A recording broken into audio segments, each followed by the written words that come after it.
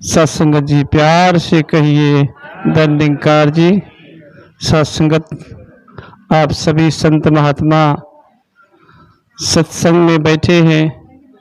सत्संग की कहते एक घड़ी आधी घड़ी, आधी में पुनियाद, तुलसी संगत साधु की कटे कोटि अपराध।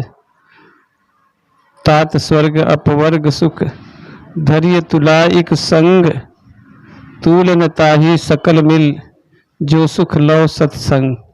सत्संग सत्संग का क्षण मात्र इंसान का कल्याण कर देता है। आप तो 2 घंटे सुनते हैं। सत्संगत सतगुरु संसार में सबका उद्धार करने के लिए आता है। सतगुरु आता है जग भीतर करने को उद्धार लई। सतगुरु आता है जग भीतर सारे ही संसार लई। सत्संगत सतगुरु सारे संसार के लिए आता है और सतगुरु शरीर नहीं है। सतगुरु शरीर नहीं है। सतगुरु देह का नाम नहीं है। सतगुरु होता ज्ञान है और सतगुरु को कोई देह समझना भूल है, अज्ञान है। सत्संगत सतगुरु को जब तक हम शरीर समझते रहेंगे आधे अधूरे रहेंगे, लेकिन सतगुरु को जब निराकार समझ लेते हैं, सतगुरु निराकार है, आया है साकार में समझाने के लिए। जब जब होई धर्म की हानि, बाढ़ई मसुर महा अभिमानी, तब तब राम मनुज तन धरई, भगत हेलु लीला बहु करही। ये सारी बातें लिखी गई हैं कि भाई जब जब धर्म की हानि होती है अधर्म बढ़ जाता है। अधर्म माने अज्ञानता। संसार में अज्ञानता जब बढ़ जाती है तो वास्तविक धर्म की स्थापना के लिए सतगुरु को संसार में आना होता है। सत्संग सतगुरु संसार में आज आया है और सारे संसार को एक आवाज दे रहा है कि आओ रब के दर्शन कर लो। पैगाम है सब इंसानों को, सारे इंसानों को एक संदेशा है कि आओ भगवान के दर्शन कर लो। सत्संगत आप कहेंगे कि भगवान के दर्शन, आप महापुरुष हैं, आपको पता है कि भगवान कण कण में, तिनके तिनके में, जर्रे जर्रे में, हमारे आगे पीछे, ऊपर नीचे, दाएं बाएं, अंदर बाहर, सब जगह हर समय विराजमान रहता है। हर समय गॉड इज ओमनी प्रेजेंट, हमेशा परमात्मा साथ में रहता है। सत्संग इसीलिए अवतार वाणी लिखी गई तो कहते हैं अंग संग तुझको देख के अवतार करे अरदास। अंग संग तुझको देख के कहते परमात्मा मैं तुझे अपने अंगों के संग देख करके तेरी प्रार्थना कर रहा हूँ। आप सभी ब्रह्मज्ञानी महात्मा हैं जिन्होंने इस ब्रह्म ज्ञान को प्राप्त किया है। उन सभी को पता है कि परमात्मा हमारे अंग संग है। सत्संगत इसे अंग संग अगर अनुभव हम करते हैं तो दास दावे के कहता है आप कभी संकट में नहीं पड़ेंगे, क्योंकि संकट निवारण आपके साथ ही है। कहीं भ्रम में अभी एक महात्मा कह रहे थे कि कुछ उलझन है, अछट गए हैं। सत्संगत उलझन है तो उलझन को सुलझाने वाला भी आपके साथ ही है। सत्संगत उलझन को सुलझाने वाला साथ ही, ये जिंदगी के उलझन को सुलझाने के लिए ही आया है, क्योंकि ये जिंदगी उलझनों से भरी हुई होती है। उलझनों से कांटों में होती है जिंदगी।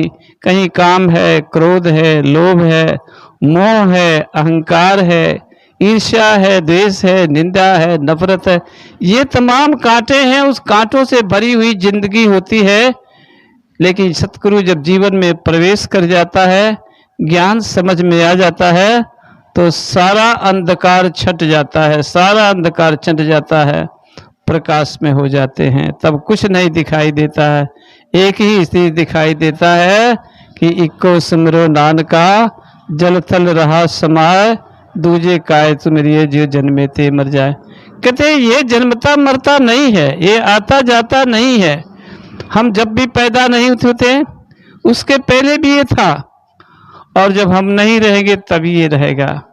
क्योंकि शाश्वत है ये सनातन है, पुरातन है। बाबा जी ने कहा ये अनादि है, स्वयंभू है, इसका कभी जन्म होता नहीं, कभी मरता है, न कहीं आता है न जाता है।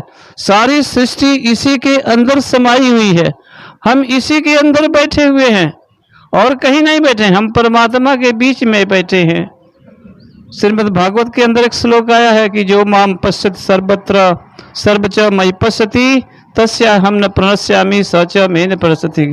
कहते हे अर्जुन, जो मुझको सब में देखता है और मुझको सब में देखता है।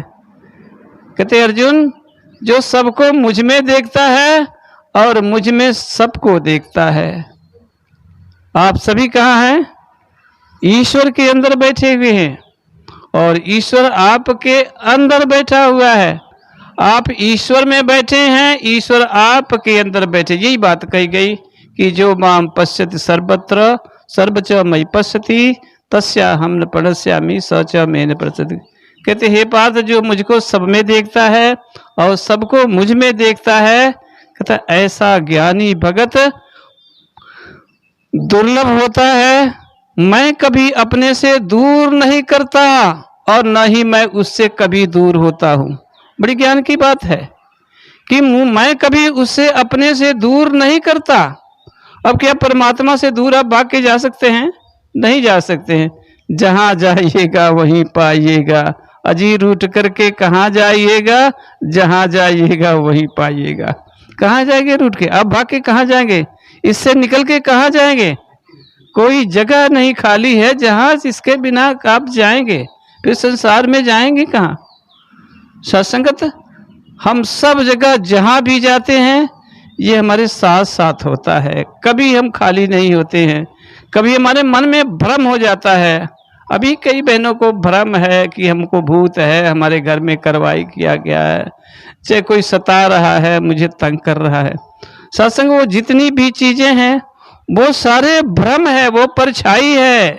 जब प्रकाश होगा तो परछाई टल जाएगी, लेकिन प्रकाश तो हो। सत्संग ज्ञान समझ में आ गया तो फिर मुश्किल हो जाता है, तब कोई दिक्कत नहीं रहती है। ज्ञान समझ ली तो रौला की, फिर राम रहीम ते मौला का सारा भेद खत्म हो जाता है।